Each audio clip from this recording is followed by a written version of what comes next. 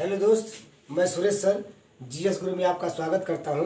मेरी तरफ से आप सभी को नमस्कार हो। आइए आज हम भारतीय संविधान का भाग 14 पढ़ते हैं। इस भाग 14 में हमने संविधान का भाग 1 और भाग 2 पढ़ेंगे।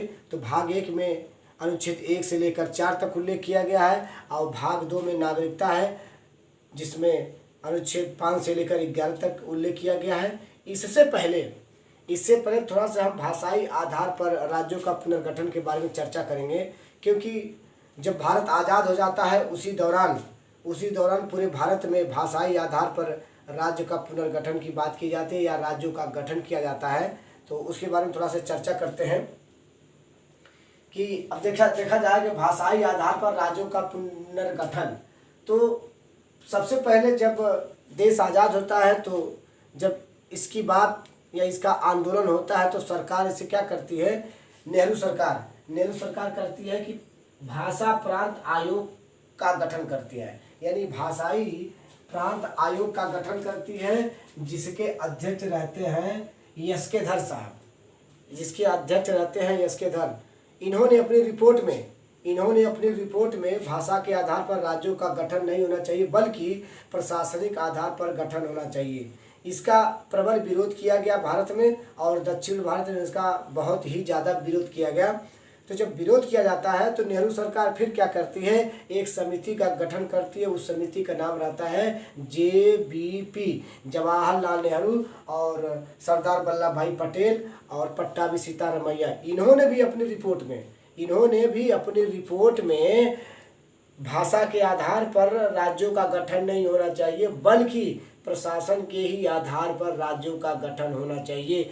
और इस प्रस्ताव का, यस्केधर के प्रस्ताव का और JBP के प्रस्ताव का भारत में प्रबल विरोध हुआ, अर्थात दक्षिण भारत में इसका व्यापक पैमाने पर आंदोलन हुआ, विरोध हुआ। और यह आंदोलन देखिए, यह आंदोलन के नेतृत्वकर्ता यही दक्षिण भारत में आंदोलन के नेतृत्व करता रहते हैं पोट्टी श्री रामल्लू, जिसके नेतृत्व में दक्षिण भारत में व्यापक पैमाने पर आंदोलन होता है। और 56वें दिन 15 दिसंबर 1992 को पोट्टी श्री रामल्लू की मृत्यु हो जाती है। इस मृत्यु के कारण दक्षिण भारत में जबरदस्त विरोध होता है। इस विरोध को देखते हुए नेहरू सरकार ने आनन फानन में क्या किया कि आंध्र प्रदेश को भाषा के आधार पर राज्य का गठन किया है। तो जिसके फलस्वरूप जब इनकी मृत्यु हो जाती है पोट्टी श्री रामल्लू की, तो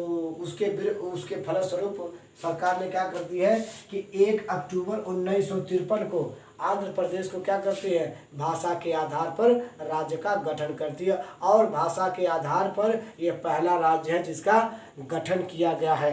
अच्छा, उसके आगे क्या होता है कि अब सरकार क्या करती है, जब भाषा के आधार पर आंध्र प्रदेश का गठन हो जाता है, उसके बाद सरकार 1956 में एक राज्य पुनर्गठन आयोग की स्थापना करते हैं। 1956 में राज्य पुनर्गठन आयोग की स्थापना करते हैं। इसके अध्यक्ष रहते हैं फजल अली और उसके सदस्य होते हैं EMK पनिक्कर और हृदयनाथ कुंजरू। अब राज्य पुनर्गठन आयोग की जब स्थापना 1956 में की गई तो इसके अध्यक्ष हैं फजल अली और सदस्यों में है KM पनिक्कर है, हृदयनाथ कुंजरू हैं। इन लोगों ने अपनी रिपोर्ट में, अर्थात फजल अली ने अपनी रिपोर्ट में सरकार को यह सौंपा कि अब जो है भारत में 4 क्षेत्रीय परिषद का निर्माण किया जाए। तो 4 क्षेत्रीय परिषद कौन का है, उत्तर क्षेत्रीय परिषद,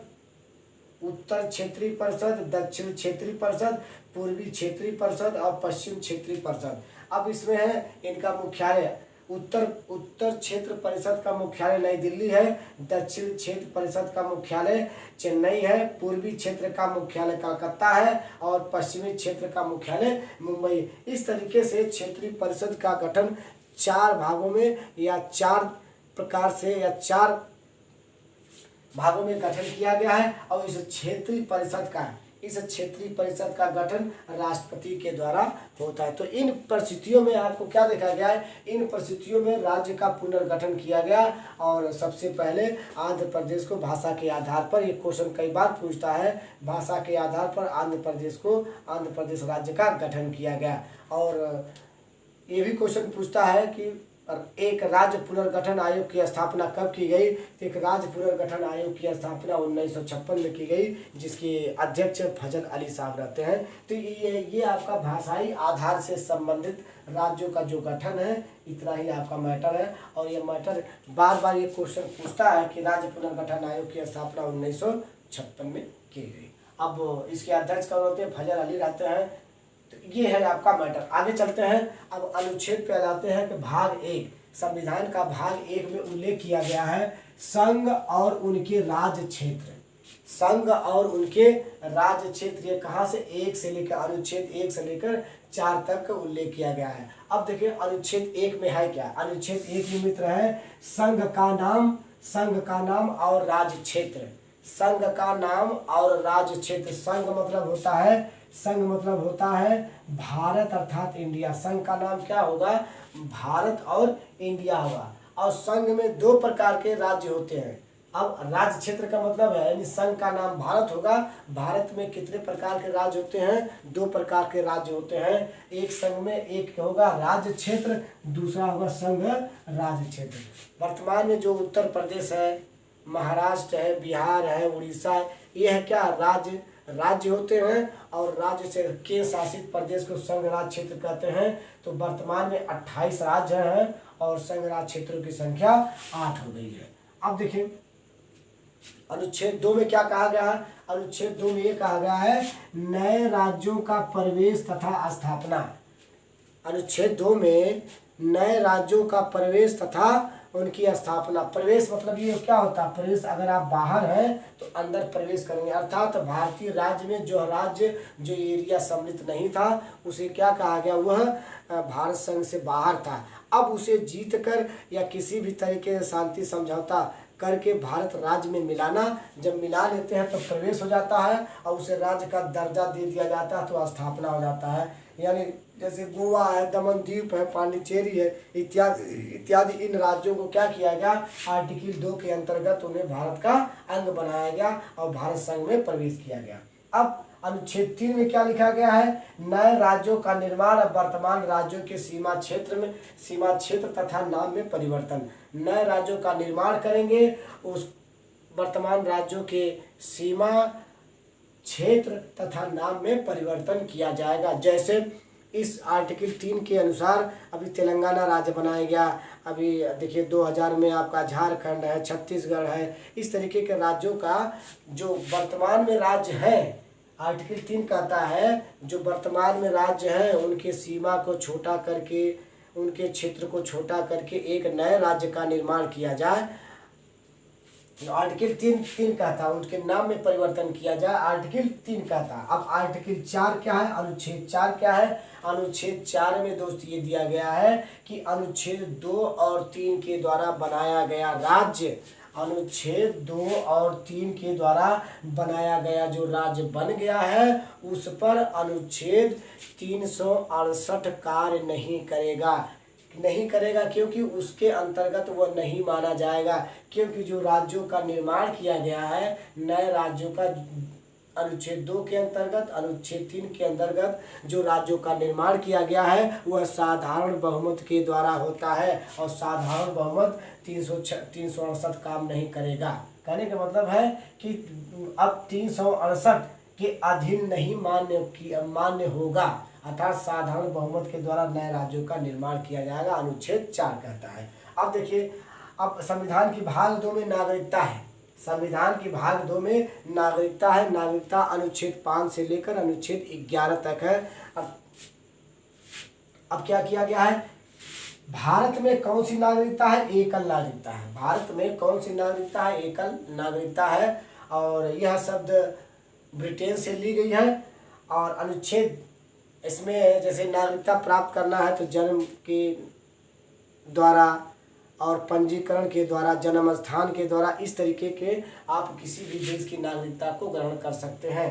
ठीक है, अगला है अनुच्छेद 11। इसी में नागरिकता में अनुच्छेद 11 बहुत इंपॉर्टेंट है, बार बार क्वेश्चन पूछता है। अनुच्छेद 11 में क्या कहा गया कि संसद को नागरिकता के संबंध में विधि बनाने की शक्ति प्रदान की गई है। अनुच्छेद 11 क्या कहता है कि संसद को यह अधिकार दिया गया है कि नागरिकता से संबंधित विधि बनाने की शक्ति किसे प्रदान की गई है? संसद को प्रदान की गई है। अब इसी से संबंधित मित्र, भारत में एकल नागरिकता तो है, ये तो पक्का है, लेकिन अब भारत में ही एक 2003 में भारतीय प्रवासी सम्मेलन का उद्घाटन किया गया था और इसी समय OCI अर्थात दोहरी नागरिकता, ओवरसीज सिटीजनशिप ऑफ इंडिया की स्थापना की गई। इसमें का अब यह स्थापना किसके समिति के द्वारा? लक्ष्मीमल सिंघवी की रिपोर्ट के आधार पर क्या किया गया है? दोहरी नागरिकता अर्थात ओवरसीज सिटीजनशिप ऑफ इंडिया की स्थापना की गई। और इसके तहत ये कहा गया है कि जो भारतीय व्यक्ति विदेश में रह रहे हैं, जो भारतीय व्यक्ति विदेश में रह गए हैं, उनको यह अवसर दिया जाए कि भारत में आवे और निवेश करें। जब निवेश करेंगे तो उनका भी फायदा होगा, आपका भी फायदा होगा। और उसके साथ साथ क्या किया गया है, और उन्हें दोहरी नागरिकता, भारत की भी नागरिकता दी जाएगी और उनकी नागरिकता स्वयं की तो है ही है, लेकिन इनको क्या किया जाए? मत देने का अधिकार नहीं दिया जाएगा। यह भारत से जो विदेश में रह रहे हैं अर्थात 16 देशों के साथ यह प्रावधान किया गया है।